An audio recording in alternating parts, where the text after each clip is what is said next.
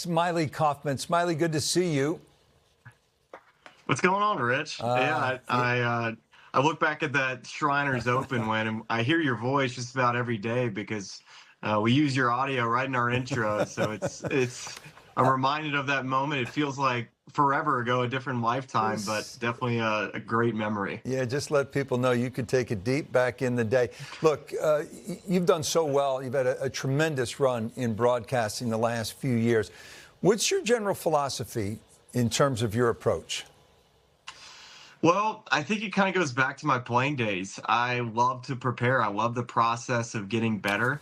And I think many PGA Tour players will tell you the same thing. They just want to be able to put the time and work in and be able to find success on the golf course. And when I hung up the clubs and headed to the broadcasting booth, I didn't really know how to prepare. So there's been some different ways in which I've had to learn how to advance in this career a little bit by whether it's relationships with players, learning on what they're working on, and kind of stretching boundaries a little bit. But it's always been hard work for me.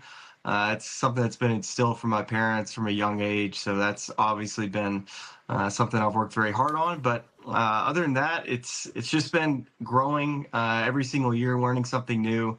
And I think in TV, every day is different. So I've just loved the challenge of just trying to accept what that day brings and just be ready for the next. Smylie, a lot of guys can't quit playing because there's nothing like shooting 65 and getting paid for it. Why did you stop chasing it?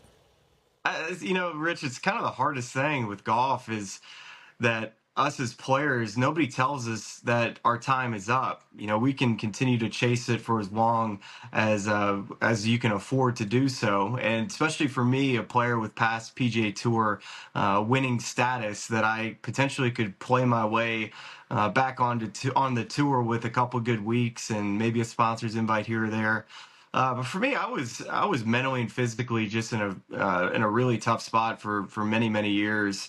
It wasn't due to lack of effort. I can tell you that. I worked my tail off, but honestly, I probably needed a little bit less is more at that time. I needed to simplify the game, and I just had too much going on, trying to do too many things to make it perfect.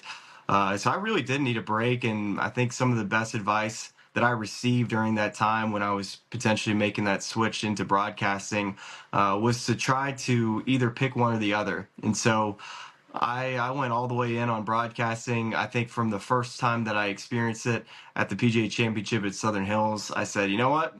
I love this. I feel like I can be myself again, and just wanted to jump all in. And so once I did that, there was no looking back. And here we are. I guess that was back in 2021 or so. So it's about 5 years later. Here we are. Happy to have you under the tent, Smylie. You were part of the rank and file when you played. What are you hearing from the current rank and file about the future of the PGA Tour?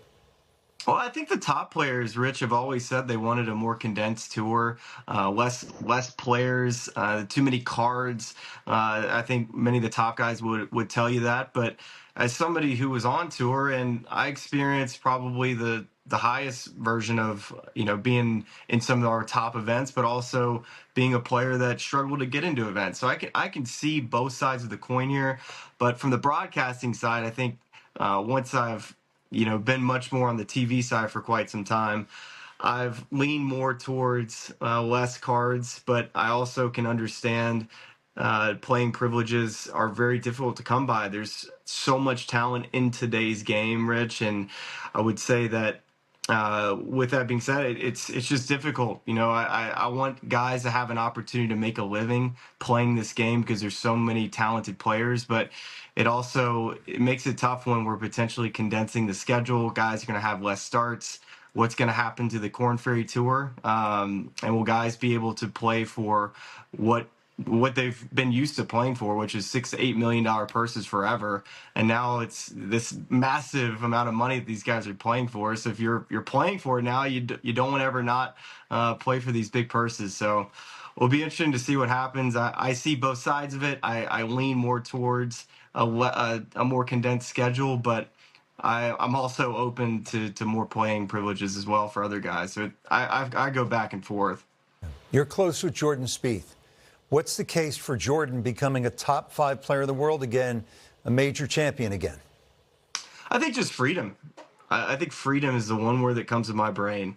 For Jordan, when he's able to play free, you start to see his entire game open up. He hits the shots that you didn't think anybody could hit, and it's with the creativity and a free mind. And I think for Jordan, the more that he owns what he has, so the technical changes that he's made over the last couple years, coming off of a surgery that probably could have happened a couple years prior to that, having a year in which he's able to kind of see how it feels throughout the year and deal with the soreness and scar tissue. That now I think a year into this, where he's able to see positive results, maybe not quite to the level in which he wants it. I thought it was a positive year for him. And I think the next step for him is to be able to show up knowing he has his stuff on Thursday, Friday, and not have to go and bang balls all week, have a fresher mind. And I think that'll benefit him more come Sundays, because it feels like he's been so close to putting it all together, but has, one or two or three holes, a tournament that sets him back. And then also, I guess the iron game too would be the other part, is you'll start to see him shaping more shots and playing with a clear mind there. I think when he's having to think about how to hit a high cut to a back right pin and how to do it, you're probably not going to see quite the results that you'd want to see. So the more that he can just play with that one swing thought, that would probably be the best version of Jordan that we'll get to potentially getting back to being a top 5 player in the world. Anyone you like to make a sort of Ben Griffin-like breakthrough in 2026? Well, we just did this on the podcast the other day, and I came up with a lot of names, probably 5 or 6. But the one name that is jumping off the page to me, just looking at his stats, and he's a player going to be coming off the Korn Ferry Tour, and this is Pearson Coody. He's been on the PGA Tour before. His stats are really, really, really good. He was first off of the tee, which I thought was phenomenal.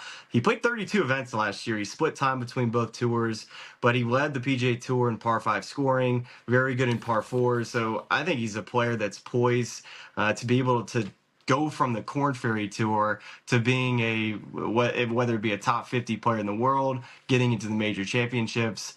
Another player too, I'll throw you another, is Rico Hoey.